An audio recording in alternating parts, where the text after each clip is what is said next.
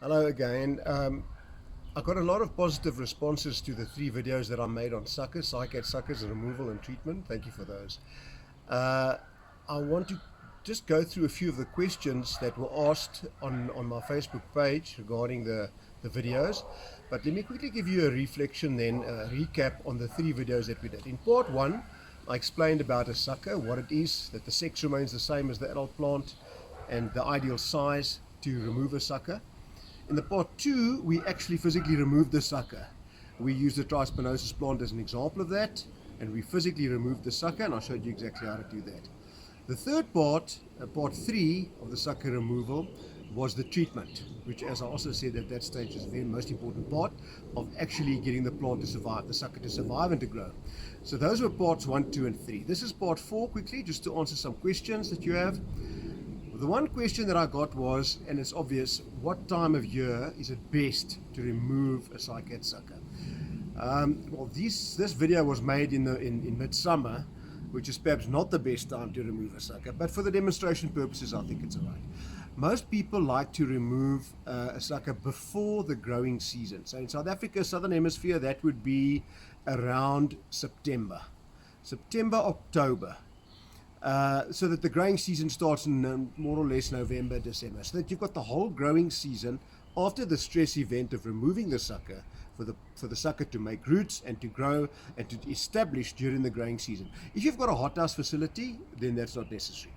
So that's the first thing, and that's the time of year to remove the sucker. The next point is, should you cut the leaves? Should you cut the cycad sucker leaves off, or should you leave it as it is? That's a bit more of a difficult question. With a short leaf species like Horridus or Trispinosis, like I used as an example, I would leave the leaves. Sometimes I tie them together with string just so that they don't fall open.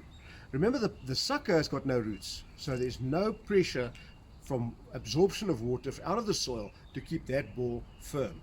So with a short leaf species, I would leave the leaves. Long leaf, like a Transvenosus, Natalensis, these kind of things, I would definitely cut the leaves off. And start with that sucker with no roots, as I showed you, and no leaves. Just plant the ball. It'll make leaves when it's ready to do so. So that's important, because sometimes the whole sucker can just collapse and fall open with the weight of the leaves and the fact that there are no roots. The mother plant, I'd like to say 1 or 2 more things about the mother plant. The mother plant also goes through a stress event when you remove a sucker. So it's a good idea, often after that has happened, to give the plant some additional feeding. But pertaining to the feeding, you can contact me on either my Facebook page, or I'll give you my telephone number at the end, and I can give you advice of what products to use and so on to feed your cycad after the stress event. On the other side, you can also feed your sucker that you've removed. Remember, that's gone through the most stress of all. It's got no roots, it's been ripped off the mother plant, so you can do more for the sucker than simply just giving it the best chance to survive.